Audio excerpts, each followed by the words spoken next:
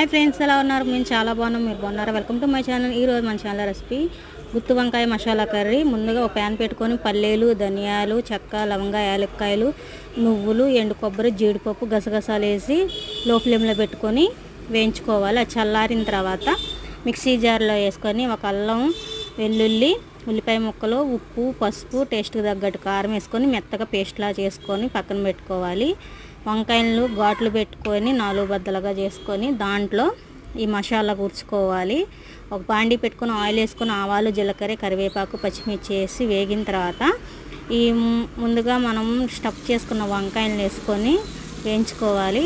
మిగిలిన పేస్ట్ కూడా దాంట్లో వేసుకొని పచ్చివాసన పోయి ఆయిల్ పైకి వచ్చేదాకా వేయించుకోవాలి. దాంట్లో కొంచెం చింతపండు రసం, గ్రేవీ తగ్గట్టు వాటర్ వేసుకొని చిక్కబడేదాకా ఉడికించుకోవాలి. అంతే ఫ్రెండ్స్, మసాలా గుత్తి వంకాయ కర్రీ చాలా బాగుంది. రైస్లోకి నచ్చితే లైక్ చేయండి, షేర్ చేయండి, సబ్స్క్రైబ్ చేసుకోండి ఫ్రెండ్స్.